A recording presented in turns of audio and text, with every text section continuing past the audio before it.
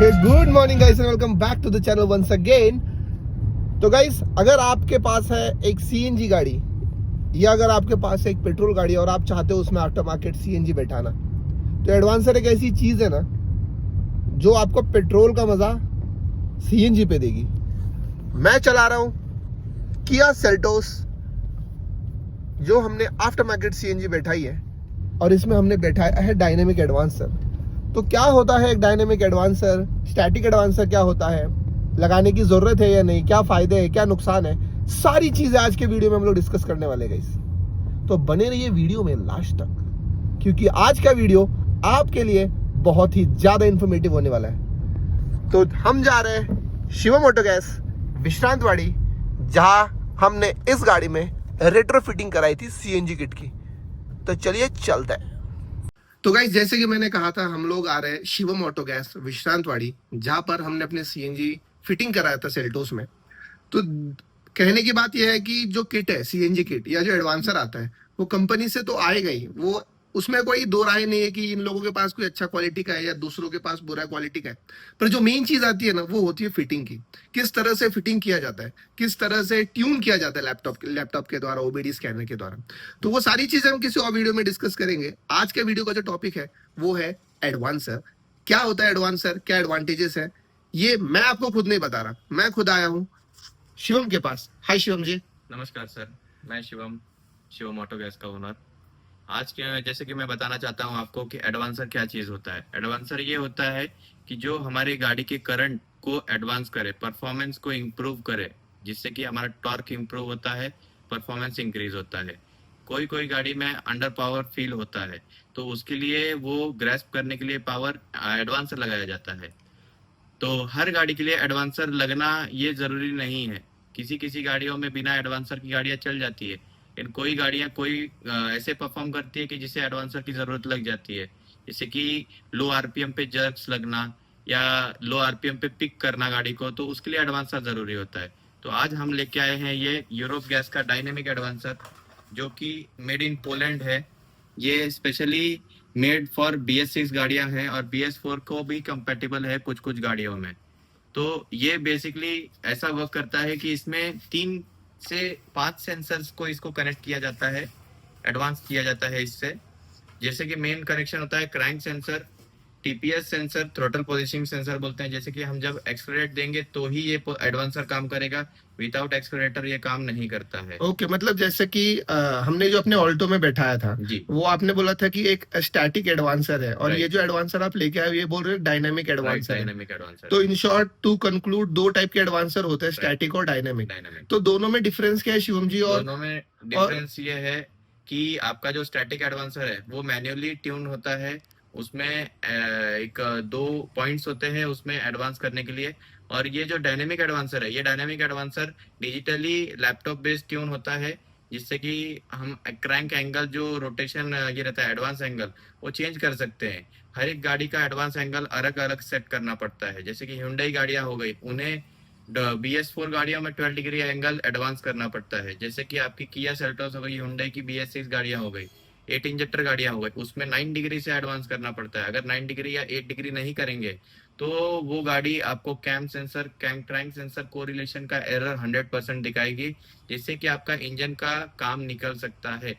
क्योंकि ओके, तो in short आप ये कहना चाहते हो कि एडवांसर बैठाना सबके बस की बात नहीं है, और किस तरह से उसको ट्यून कर रहा है उसमें भी एक्सपीरियंस होना चाहिए। राइट, वो जो टेक्नीशियन काम कर रहा है वो अपने को मालूम होना चाहिए कि किस गाड़ी को किस तरह से, किस डिग्री से एडवांस किया जाता है। राइट, तो ये सारी चीजें अपने को जो टेक्नीशियन फिट कर रहा है वो मालूम होना चाहिए। मालूम होना चाहिए। तो ये एडवांसर है, ये आप मुझे बता सकते हो कि ये किट का पार्ट है या इसको बाहर से बैठाया जाता है? ये जो एडवांसर है ये किट का पार्ट नहीं होता, ये आउट ऑफ द बॉक्स होता है। एज अ एक्सेसरी हमें परचेज करना पड़ता है, जो depending upon the complexity of the complexity। Car, और वो कब का मॉडल है। Right, right, right. राइट। जिसमें ज्यादा काम पड़ेगा उसके हिसाब से रेट लगेगा।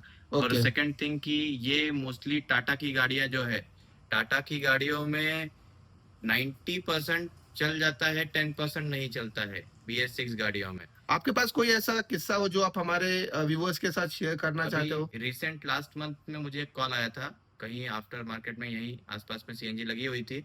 तो उन्होंने मेरे साथ भी ये इंक्वायर किया था डायनेमिक एडवांसर के लिए नेक्सॉन गाड़ी में, लेकिन उसमें मैंने साफ मना कर दिया था क्योंकि क्या हुआ, उनका वायरिंग हार्नेस पूरा उनका शोरूम से चेंज करना पड़ा। सेकंड थिंग, ईसीयू उनका चेंज करना पड़ा पेट्रोल का, डायनेमिक एडवांसर लगाने की वजह से। तो हर गाड़ी में लगाना ये जरूरी नहीं है, जबरदस्ती क्या करते हैं मार्केट में, जबरदस्ती कुछ पैसा कमाने के लिए भेज देते हैं। मेरे पास आपको बिल्कुल ऐसा नहीं मिलेगा। अगर लगेगा तो ही मैं लगाऊंगा, नहीं लगेगा तो कस्टमर को सीएनजी नहीं लगाऊंगा, मुझे चलेगा वो चीज। लेकिन मैं ऐसा धोखेबाजी वाला काम नहीं करता हूँ। ओके। और शिवम जी, मैं देख पा रहा हूँ कि ये काफी मोटी वायर है, काफी ज्यादा वायरिंग भी है। तो जो स्टैटिक एडवांसर आता है उसमें जब हमने अपने ऑल्टो में बैठाया था तब इतनी वायरिंग्स नहीं थी। तो क्या इस ये डायनेमिक एडवांसर का इंस्टॉलेशन भी एक कॉम्प्लिकेटेड प्रोसेस है, राइट या राइट। कौन सा इजी रहता है, और आप कौन सा रिकमेंड करोगे, और किस गाड़ियों में ये बैठाना चाहिए और किस गाड़ियों में स्टैटिक बैठाना चाहिए? स्टैटिक एडवांसर जो होता है बेसिकली ऑल्टो वगैरह, जो वैगनार हो गए, 3 सिलेंडर बेसिक BS4 गाड़ियां हो गई, उनमें इजीली लग जाता है। उसमें खाली क्रैंक सेंसर का ये होता है कनेक्शन, और टीपीएस सेंसर का होता है, और बैटरी के 2 कनेक्शन होते हैं, और रेड्यूसर का कनेक्शन होता है। जैसे कि इसमें देखा जाएगा, इसमें आपको कनेक्शन मिल जाता है क्रैंक सेंसर, 2 कैम सेंसर जिसमें, और उसके बाद में throttle positioning sensor, mass air flow sensor, reducer, plus 12 volt and earthing. ये इतने सारे वायरिंग होते हैं इसमें।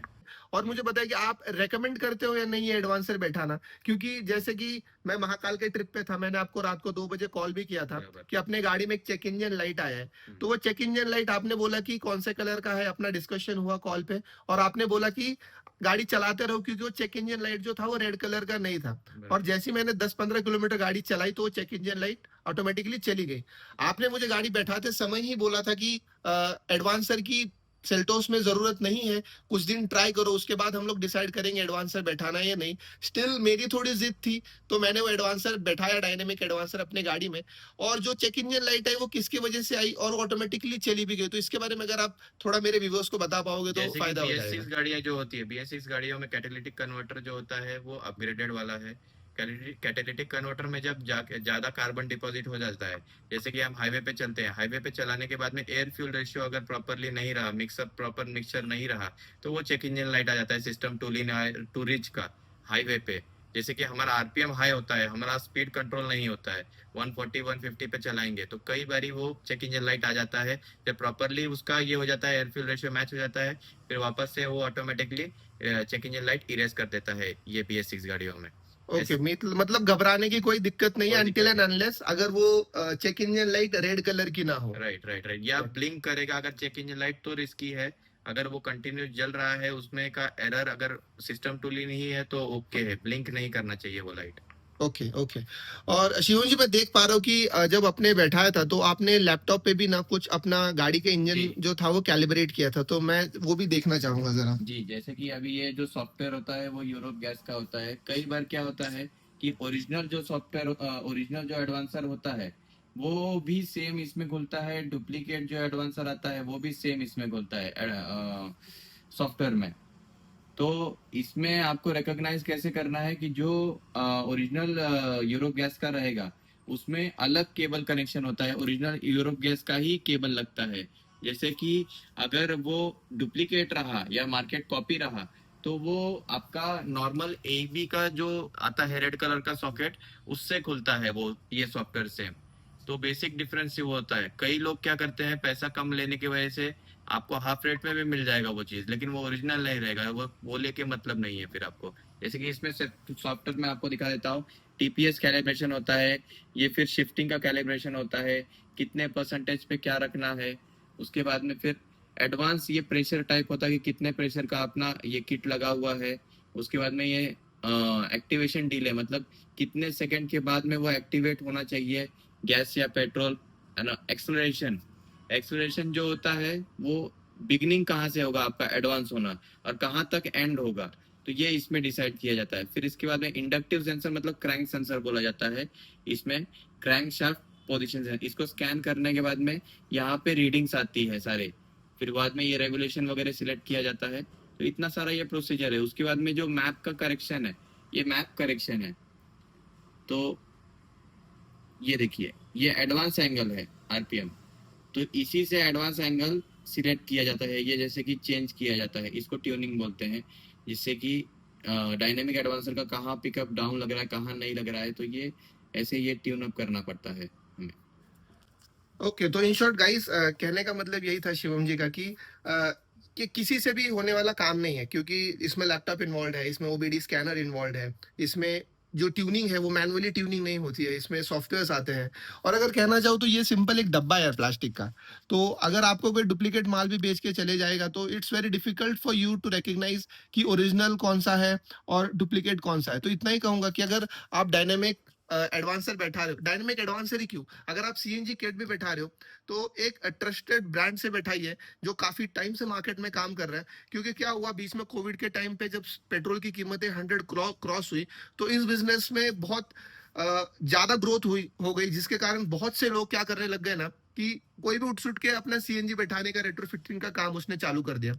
तो काफी इंफॉर्मेटिव वीडियो था। शिवम जी बहुत बिजी है, पहले आज सैटरडे का टाइम है, फिर भी मैं आपके लिए थोड़ा रिक्वेस्ट करके उनसे टाइम निकाला। तो शिवम जी, अगर मैं सिर्फ इतना कहना चाहूंगा कि आप अपने बारे में तो बता चुके हो, अपने बिजनेस के बारे में मैं पूछना चाहूंगा कि आप कब से इस धंधे में हो, कब से कर रहे हो। हम ये काम कर रहे हैं, मेरे पिताजी कर रहे थे सिंस 20 ईयर्स, और मैं इस बिजनेस में 8 to 10 ईयर्स से कर रहा हूँ कंटिन्यूसली। और मैंने काफ़ी गाड़ियाँ कर चुका हूँ, ऑटोमेटिक हो, मैनुअल हो, टर्बो इंजन हो, एवरीथिंग। बट यही मैं रेकमेंड करूँगा कि आप अगर सीएनजी लगा रहे हो तो प्रॉपर अच्छे जगह से लगाइए, जो ऑथोराइज्ड हो, जो आपको मिसगाइड ना करे। बाकी कोई इशू नहीं है, आप कहीं भी लगवा सकते हो। कॉस्ट एक ही बार जाएगा। 10 लाख 15 लाख की गाड़ी है, खराब करना होगा तो नॉर्मल सेंटर से आप लगवा सकते हो। अगर ऑथोराइज सेंटर कोई भी हो तो वहीं से लगाना। अच्छा पैसा लेगा, अच्छा पैसा देना, लेकिन काम अच्छा होगा। तो गैस ये कुछ थी इन्फॉर्मेशन अपने एडवांसर के बारे में। तो अगर आप चाहो, अगर आप शिवम ऑटो गैस में आना चाहो, कोई भी छोटा मोटा काम हो, गाड़ी में जर्क मार रहा हो, स्पार्क प्लग का इशू हो, कोई भी इशू हो, तो आप डेफिनेटली एक बार विजिट कर सकते हो। जो भी इनका फोन नंबर है, जो भी कॉन्टेक्ट डिटेल्स है, वो तो मैं डिस्क्रिप्शन में डाल ही दूंगा। और एक बात, जब हम लोग बीच में बैठे थे बाहर, तो शिवम जी ने मुझे एक बात बताई कि एडवांसर के भी आगे कोई एक चीज आई है, तो वही एक बार उनसे पूछते हैं। शिवम जी। सर, जैसे कि आज मार्केट में न्यू एक लॉन्च हुआ है थ्रोटल कंट्रोलर डिवाइस, जिसे बोलते हैं गॉड बूस्ट प्रो, ये कंपनी का एक आता है। तो अभी मार्केट में न्यू आया हुआ है ये। इससे क्या होता है, आपको एडवांसर भी लगाने की जरूरत नहीं पड़ेगी। आप जिस मोड पे चलाना है, आपको सिटी मोड पे चलाना है, आपको स्पोर्ट मोड पे चलाना है, जो भी मोड आप सिलेक्ट करेंगे, 8 से 9 मोड्स होते हैं उस डिवाइस में। तो उस मोड में आप चला सकते हो। आपको पिकअप में बिल्कुल ये नहीं होगा। कोई कोई क्या करते हैं, गाड़ी ओनर्स की रीमैप कर देते हैं पेट्रोल ईसीयू को, जिससे कि उन्हें हाई एक्सेलरेशन मिले, हाई परफॉर्मेंस मिले। तो वो सब करने की जरूरत नहीं पड़ेगी। आपको एक छोटा सा डिवाइस रहेगा, वो डिवाइस इंस्टॉल करने के बाद में आपकी गाड़ी एकदम परफॉर्म अच्छी करेगी। तो गाइस ये और एक चीज हमें मालूम चल गई आज कि एडवांसर के भी आगे कोई और एक एडवांस चीज आ चुकी है। अगर आप बैठाना चाहते हो, अगर आप ट्राई करना चाहते हो, तो डेफिनेटली एक ट्रस्टेड ब्रांड के साथ ही जाइए, फिर चाहे वो सीएनजी किट हो या सीएनजी किट का इंस्टॉलेशन हो। जैसे कि वीडियो के स्टार्टिंग में मैंने कहा था, किट वही आनी है। It's all about the expertise which the technician is having while installing. आप 10-15 लाख का नया गाड़ी हो या आपका 4 लाख का सेकंड हैंड गाड़ी हो, गाड़ी इंसान अपने मेहनत के पैसे से खरीदता है, उसको ऐसे किसी के हाथ में मत दो जो आपको विश्वास ना हो। ट्रस्ट मी गाइस, अगर मैं 15 लाख का सेल्टोस खरीद के अगर उसको 10,000 किलोमीटर पे अगर मैं सीएनजी बैठा रहा, वो भी इस दुकान से, तो डेफिनेटली कोई ब्रांड होगा, कोई इनकी रेप्यूटेशन होगी मार्केट में। क्योंकि 15 लाख का गाड़ी लिया मैंने, और कुछ ही दिनों में, कुछ ही महीनों में और कुछ ही किलोमीटर्स के बाद मैंने सीएनजी बैठाया। गाड़ी की वारंटी पूरे तरह वॉइड हो गई थी। It was just our Shivam ji जिन्होंने ये हमें गारंटी दी कि अगर गाड़ी में कोई भी दिक्कत आता है तो he can take the responsibility. हाँ, मैं ये मानता हूं कि अगर आपके गाड़ी की रिस्पॉन्सिबिलिटी वो नहीं लेंगे, क्योंकि अपना एक अलग रिलेशन है, और वो रिलेशन बनता है बार बार लगातार आने से। अपना पुराना गाड़ी था ऑल्टो, उसमें भी अपने सीएनजी बैठाया शिवम जी से। अपना नया सेल्टोस है, उसमें भी हमने सीएनजी बैठाया है शिवम ऑटो गैस से। और मैं गारंटी के साथ कहता हूं, अगर हम आगे चल के और कोई गाड़ी लेते हैं, वो भी होगी सीएनजी पे। क्योंकि सीएनजी कोई गरीबों का फ्यूल नहीं है गाइस। सीएनजी गया वो टाइम जब सीएनजी को कैब ड्राइवर्स का फ्यूल माना जाता था। सीएनजी इज द फ्यूचर, और सीएनजी पे अगर आप गाड़ी चलाते हो तो मक्खन पैसे बचेंगे, आपके जेब में पैसे ही पैसे होंगे। तो धन्यवाद शिवम जी वंस अगेन, आपने हमें अपने बिजी शेड्यूल में से टाइम दिया, और इस जो एडवांसर के जो दिक्कतें थी, जो क्वेश्चंस थे लोगों के डाउट में, वो आपने सॉल्व किए। Thank you very much. Thank you sir, thank you. तो गाइस यही था कुछ आज के वीडियो में। मिलते हैं आपसे अगले वीडियो में। अगर आपको कोई भी डाउट है तो do put that in the comment section. Video पसंद आया वीडियो को लाइक करो, चैनल पे पहली बार आए हो चैनल को सब्सक्राइब करो। मिलते हैं आपसे अगले वीडियो में। Till then piece.